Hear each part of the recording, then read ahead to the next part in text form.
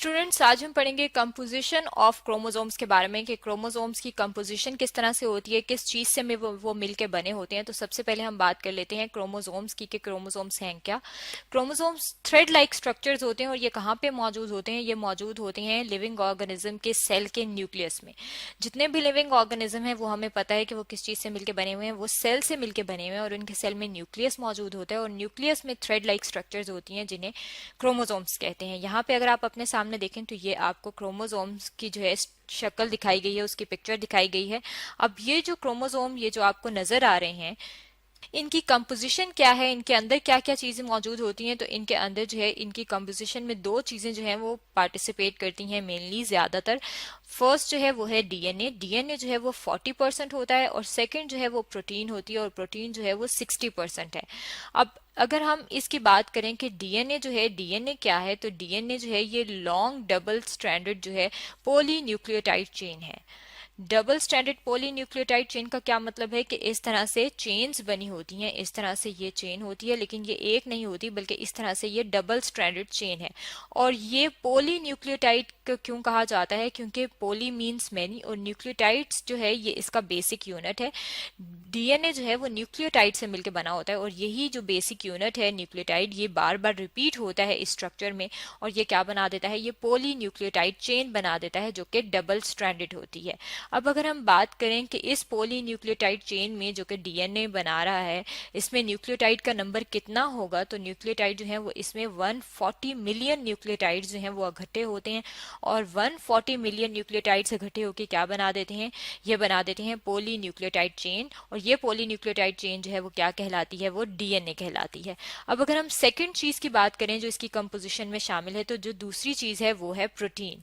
Protein जो है अगर हम इसकी बात करें तो ये भी एक ऑर्गेनिक मॉलिक्यूल है, यानी कि इसकी कंपोजिशन में जो है क्या चीज शामिल होती है? इसमें कार्बन भी मौजूद होती है, नाइट्रोजन भी मौजूद होती है, ऑक्सीजन भी मौजूद होती है। इसके अलावा अगर हम बात करें तो इसके अंदर हाइड्रोजन भी मौजूद होती है। अब अगर हम बात करें कि ये जो क्रोमोसोम है जिसका हमने कहा था कि ये थ्रेड लाइक स्ट्रक्चर्स होती हैं, इनकी अगर हम लेंथ देखना चाहें, सिर्फ समझने के लिए देखना चाहें कि इनकी लेंथ कितनी होगी, तो इनकी लेंथ जो है वो इतनी होती है जितनी अगर हम 280 प्रिंटेड बुक्स रख लें, यानी कि 280 किताबें लें और हर एक बुक के अंदर अगर 1000 पेजेस हों और वो भरे हुए हों, लिखे हुए, प्रिंटेड हों, तो जितना वो उसका साइज बनता है उतना क्रोमोसोम के जो साइज होता है वो होता है। इससे आप अंदाजा लगा सकते हैं कि क्रोमोसोम्स जो हैं, सेल कितना छोटा है जो कि हम देख नहीं सकते, उसके अंदर न्यूक्लियस है और उसके अंदर ये क्रोमोसोम्स मौजूद हैं, तो कितनी बड़ी चीज जो है वो इतनी छोटी सी चीज के अंदर जो है वो मौजूद है जो कि हम आम आंख से देख नहीं सकते। अब अगर हम इस क्रोमोसोम को देखें अनवाइंड करके, यानी कि खोल के देखें कि ये हमें किस तरह से नजर आएगा, तो उसके लिए हम अपने सामने यहाँ पे एक डायग्राम रख लेते हैं।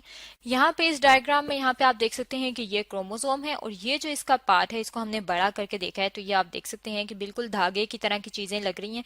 अब ये वाली जो चीज है इसको हमने अनवाइंड कर दिया है। अनवाइंड का मतलब है इसको हमने खोल दिया है। जब हमने इसको खोला है और जब हमने इसको अनवाइंड किया है तो ये आप देख सकते हैं कि ग्रेजुअली आहिस्ता आहिस्ता ये यहाँ पे आपको ज्यादा क्लियर हो रहा है कि ये किस चीज से मिलके बना हुआ है। अब यहाँ पे जब इसकी मैक्सिमम अनवाइंडिंग हो गई है, यानी कि मैक्सिमम ये खुल गया है, तो तब हमने देखा है कि ये इस किस्म के रिपीटिंग यूनिट्स हैं जो कि मिलके क्या बना रहे हैं? ये डीएनए बना रहे हैं, सॉरी ये क्रोमोसोम बना रहे हैं जो कि थ्रेड लाइक है। अब ये जो रिपीटिंग यूनिट है अगर आप इसे देखें तो ये क्या है? ये वाला जो पार्ट है इसको हम कहते हैं, ये वो यूनिट है जो आपस में मिल रहे हैं और ये क्या बना रहे हैं? Thread like structure. और ये जो क्या है? ये न्यूक्लियोसोम कहलाता है।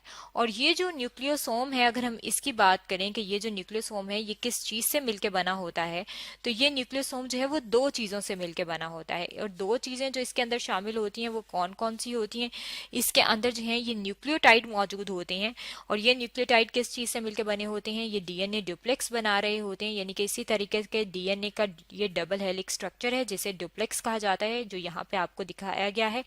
और ये जो अगर हम इसकी बात करें कि इसके अंदर और क्या है, तो ये जो पर्पल कलर की सर्कल वाली चीजें दिखाई गई हैं ये क्या है? ये प्रोटीन है। अब ये प्रोटीन जो है इसका एक खास नाम है जिसे कहा जाता है हिस्टोन प्रोटीन। अब ये जो हिस्टोन प्रोटीन है इनके इर्द गिर्द ये आप देख सकते हैं कि ये डुप्लेक्स मौजूद है। यहाँ पे अगर आप देखें तो ये प्रोटीन जो है वो अलग कर दी गई है और जो इसके साथ ये जो इसका डीएनए डिप्लेक्स था जो कि न्यूक्लियोटाइड से मिलकर बना हुआ था, और एक जो ये वाला जो पार्ट होता है उसके अंदर 200 न्यूक्लियोटाइड होते हैं, तो ये वाला जो पार्ट है डीएनए डिप्लेक्स ये हमने अलग कर दिया है। तो ये वाला जो पार्ट है ये प्रोटीन है और ये वाला जो है ये डीएनए है, और ये दोनों मिलके क्या बना रहे हैं, ये क्रोमोसोम बना रहे हैं। अब यही जो न्यूक्लियोसोम है, अगर हम इसी की स्ट्रक्चर जो है वो और देख लें कि वो हमें और करीब से किस तरह से नजर आता है, तो यहाँ पे ये जो आप अपने सामने डायग्राम देख रहे हैं ये न्यूक्लियोसोम की डायग्राम है। और इस न्यूक्लियोसोम में यहाँ पे आप देख सकते हैं कि ये जो नंबर है, ये जो रेड कलर का है, ये इसके अंदर प्रोटीन है, और प्रोटीन का जो नाम है वो हिस्टोन प्रोटीन है। और ये जो हिस्टोन प्रोटीन है जो कि इस क्रोमोसोम की कंपोजिशन में शामिल होती हैं, अगर हम इसकी बात करें तो ये पॉजिटिवली चार्ज्ड होती हैं। पॉजिटिवली चार्ज क्यों होती हैं? क्योंकि जो जितने भी प्रोटीन हैं, अगर हम उनके बेसिक यूनिट की बात करें कि वो किस चीज से मिलकर बने होते हैं, तो वो मिलकर बने होती हैं अमाइनो एसिड से। यानी कि प्रोटीन का बेसिक यूनिट है अमाइनो एसिड। और अमाइनो एसिड जो है वो मुख्तलिफ टाइप्स के हैं। उनमें से जो दो मेन टाइप्स जो हिस्टोन प्रोटीन बनाती हैं वो कौन सी हैं? वो है आर्जिनिन और लाइसिन। और ये आर्जिनिन और लाइसिन जो है इनके ऊपर अगर हम चार्ज देखें तो ये पॉजिटिवली चार्ज होते हैं, इसलिए जो हिस्टोन प्रोटीन है वो भी पॉजिटिवली चार्ज होती है। लेकिन ये जो हिस्टोन प्रोटीन है ये बाकी प्रोटीन से मुख्तलिफ होती हैं। मुख्तलिफ इसलिए होती हैं क्योंकि जो बाकी प्रोटीन होती हैं, अदर जो प्रोटीन्स हैं, वो नेगेटिवली चार्ज होती है, क्योंकि उनके अंदर जो अमाइनो एसिड्स होते हैं उनके ऊपर नेगेटिव चार्ज होता है। लेकिन सिर्फ जो हिस्टोन प्रोटीन है ये ऐसी प्रोटीन है जिनके ऊपर पॉजिटिव चार्ज होता है, क्योंकि उनके अंदर जो अमाइनो एसिड है उनके ऊपर पॉजिटिव चार्ज होता है। इस वजह से इनके ऊपर भी ओवरऑल क्या है, पॉजिटिव चार्ज मौजूद है। और अगर आप इनका नंबर देखें तो ये जो है इनका नंबर 8 होता है। यहाँ पे आपको फ्रंट पे जो है ये 4 नजर आ रहे हैं, लेकिन अगर आप पीछे देखें तो बैक पे भी इसी किस्म के सर्कल मौजूद हैं। अगर हम उन्हें जो है यहाँ पे डॉट लगा के सिर्फ जाहिर कर लें तो एक डॉट ये हो गया, सेकेंड ये हो गया, थर्ड ये है, और फोर्थ जो है वो ये है। अब 4 ये डॉट्स हो गए और 4 जो है ये सामने आपको नजर आ रहे हैं।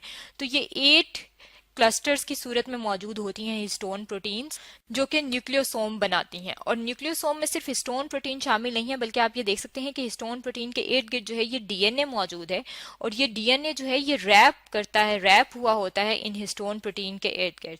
और ये क्या करती हैं, ये जो हिस्टोन प्रोटीन है ये एज अ मैग्नेट एक्ट करती हैं, और ये किसको क्वाइल करी होती हैं, जो डीएनए जो है ये क्वाइल हुआ होता है। ये जो पूरा स्ट्रक्चर होता है जिसमें डीएनए शामिल है 200 न्यूक्लियोटाइड्स का और 8 हिस्टोन प्रोटीन है, ये न्यूक्लियोसोम बनाते हैं।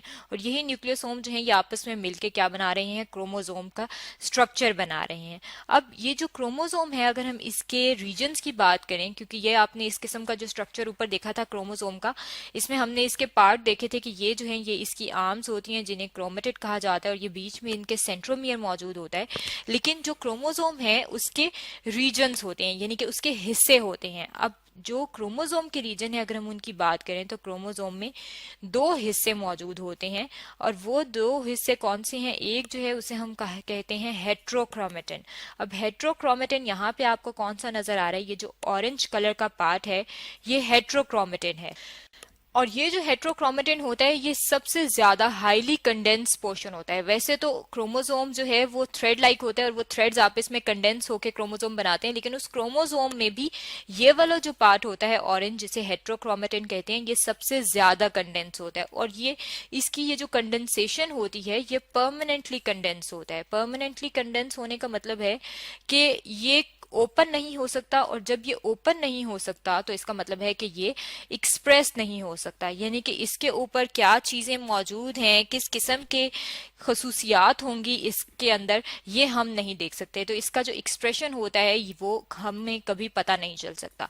अब जो दूसरा पार्ट है यहाँ पे अगर आप देखें जो हमें लाइट पर्पल कलर का नजर आ रहा है, ये जो इसका रीजन है क्रोमोसोम का, इसे कहा जाता है यूक्रोमेटिन। और ये जो यूक्रोमेटिन है जो बाकी रिमेनिंग क्रोमोसोम का पार्ट होता है उसको कहा जाता है यूक्रोमेटिन। यानी कि बाकी पार्ट में आपने सेंट्रोमियर जो है वो भी इसी पार्ट में आता है, क्योंकि ये वाला जो पार्ट है अगर आप देखें सेंट्रोमियर जो है, सॉरी सेंट्रोमियर जो है वो इसमें इंक्लूड नहीं करना है। बाकी ये जो क्रोमेटिड्स हैं इसका अगर आप पार्ट देखें तो ये जो पर्पल वाला है ये क्या है, ये यूक्रोमेटिन है।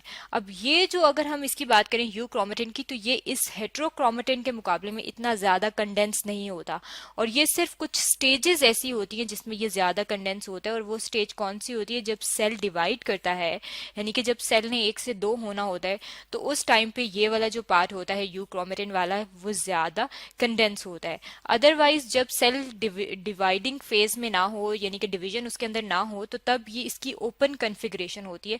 ओपन कन्फिग्रेशन का क्या मतलब होता है कि ये एक्सप्रेस्ड हो सकता है। और एक्सप्रेशन कैसे होता है कि इसके ऊपर जो जीन्स होती हैं, जो डिस्क्रीट यूनिट्स हैं, जो कि किसी न किसी ट्रेट को, किसी न किसी खसूसियत को कंट्रोल कर रही होती हैं कि कलर क्या होगा, कॉम्प्लेक्शन कैसा होगा, वो जीन्स कंट्रोल करती हैं। और क्योंकि ये ओपन कन्फिग्रेशन में होता है, तो इसकी जो जीन्स होती हैं वो एक्सप्रेस्ड होती हैं। और ये जो दोनों इसके फेजेस हैं कि ये हेट्रोक्रोमेटिन है और यू क्रोमेटिन है, ये जो यू क्रोमेटिन है ये तब हमें पता चलता है जब सेल डिवाइडिंग स्टेज में होता है।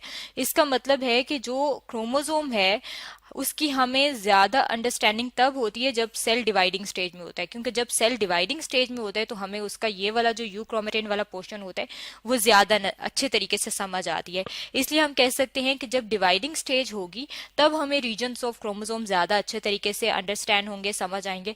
वरना अगर डिवाइडिंग स्टेज ना हो तब हमें ये जो दो रीजन्स हैं इतना ज्यादा ये अंडरस्टैंड हम इन्हें नहीं कर सकते। स्टूडेंट्स, ये तो था कि किस तरह से कंपोजिशन है क्रोमोसोम्स की, जो कि थ्रेड लाइक स्ट्रक्चर्स हैं, जिसके बारे में आज हमने पढ़ा है।